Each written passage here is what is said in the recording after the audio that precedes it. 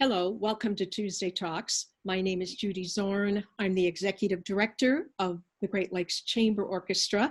And today my special guest is Ed Bahr, who is the principal trombonist for the Great Lakes Chamber Orchestra. Ed, welcome. Hello, good to see you. Good to see you too. And that is the word, isn't it? See, we have not seen each other in a while. And as I look back and think about things, it was last December, the Messiah, when many of the orchestra members got together, of course, to play Messiah. So it's been a while. So it is really nice to see you, Ed, and I'm sure that you are keeping busy in some way or another. But I know that you played brass, you played trombone and euphonium for really most of your life, haven't you?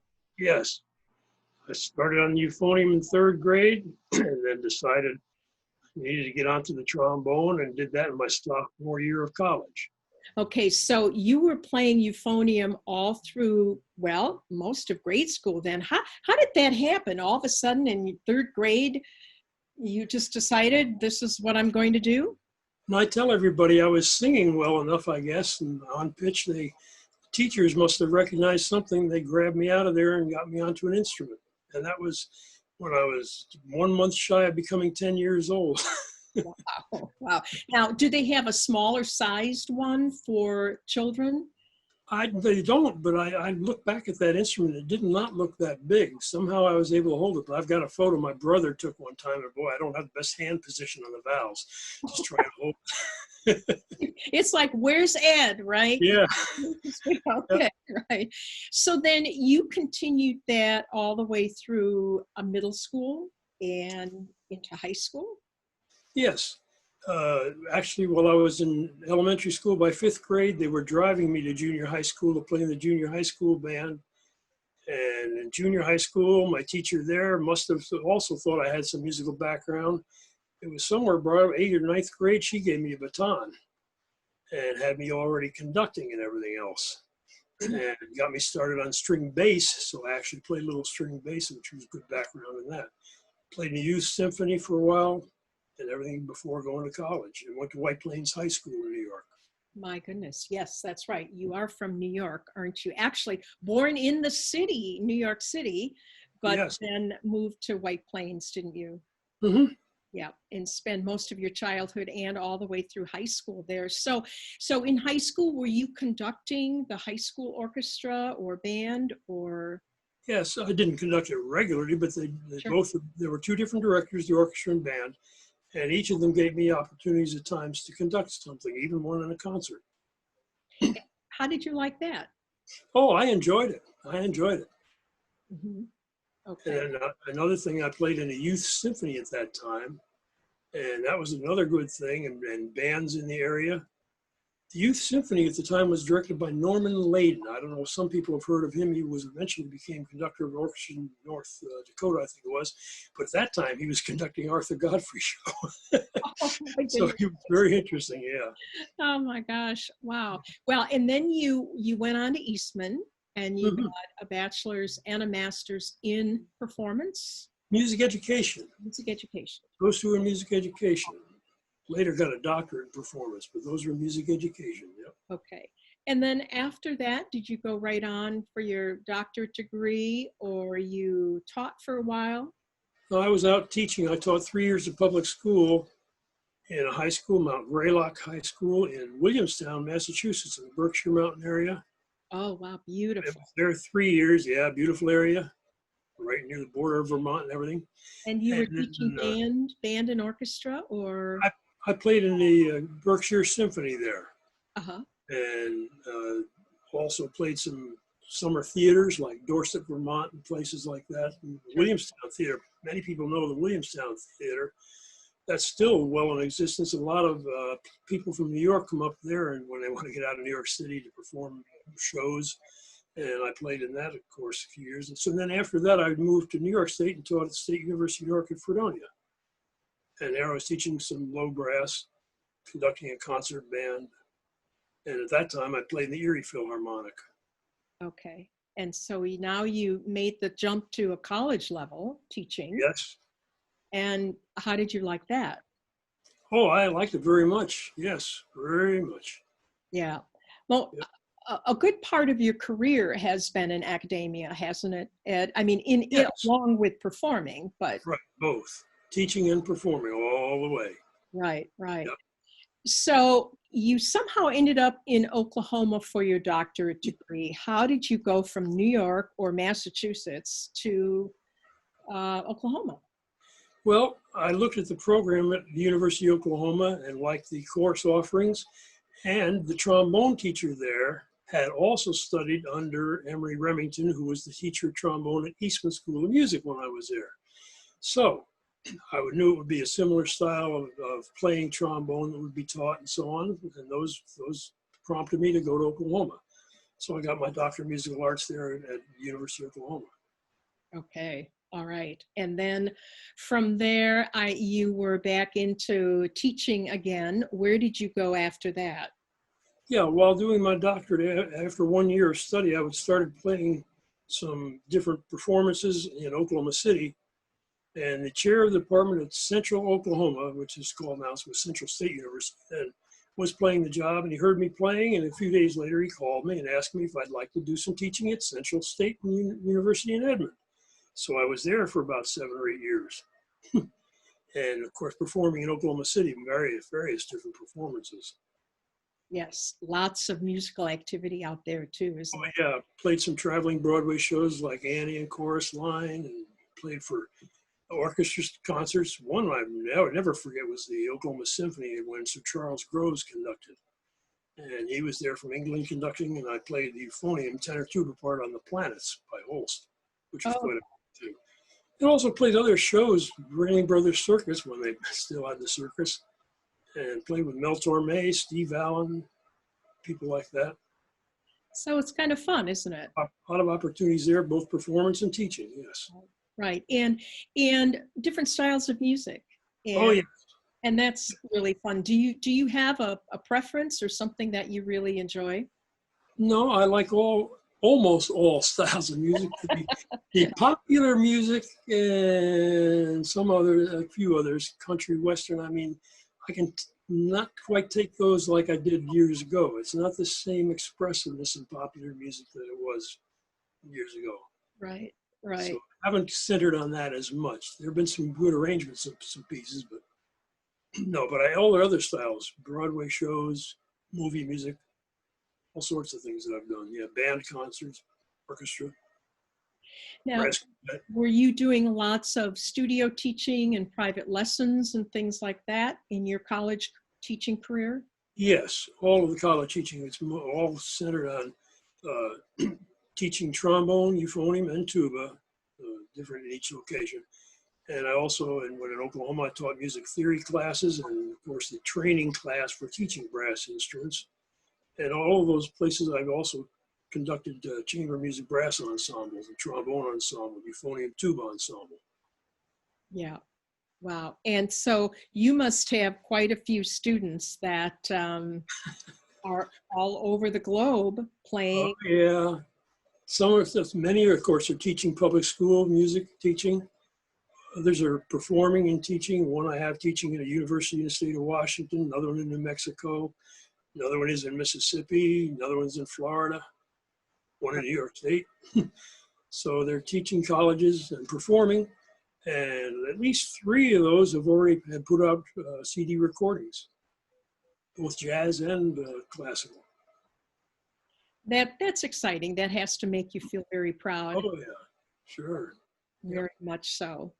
So now, all of a sudden, you end up in northern Michigan. How did that happen? After you retired, or how did you get to be here in Michigan?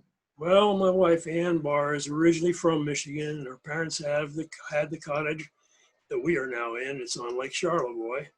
And years before ever retiring, we knew we were going to want to retire and come to Michigan. So in the summers before that, when I wasn't teaching all this time in the summer, we'd come up here in the summer, enjoy it. And then when it got time for retirement, came here right away. and have been performing here in various groups, including, of course, Great Lakes Chamber Orchestra. Yeah, yeah, exactly. Exactly.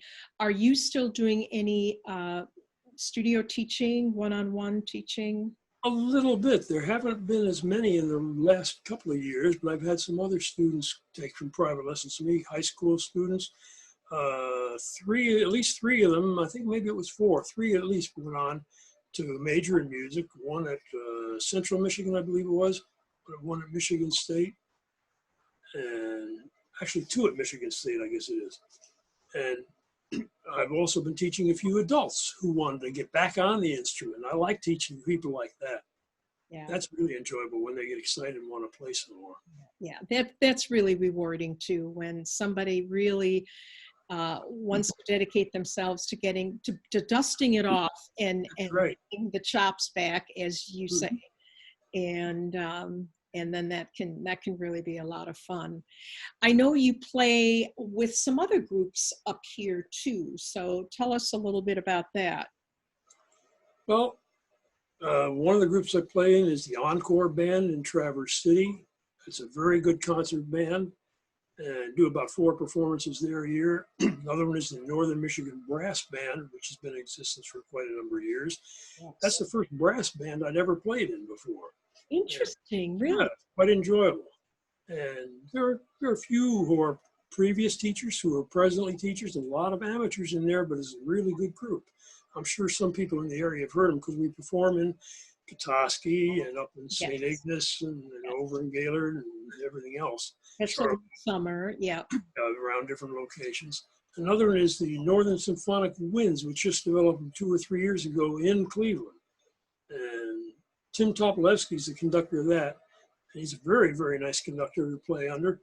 And he was the conductor of bands at the Crane School of Music, State University of Potsdam. And he also directs the Encore Band right now. And those bands are very good, good repertoire. It's not, we do some Broadway show type things. It's a few popular things, but some very good literature as far as band literature goes. Right. Well, it's interesting that now you're performing in bands, and I would think that's is the Encore. How many musicians are in the Encore group? Oh, Is it relatively small, or? Probably about 55. Oh, okay. Oh, that's a large group. It's a fairly large group. Yeah, that's a fairly large group right now. Yeah, okay. And you really did not play in any brass quartets or anything like that? I've played in brass quintets and everything for a number of years. When I was teaching at Fredonia, I played in a brass quintet. Same thing when I taught at Delta State University in Cleveland, Mississippi. We had a brass quintet there that wound up performing at some national conferences and everything.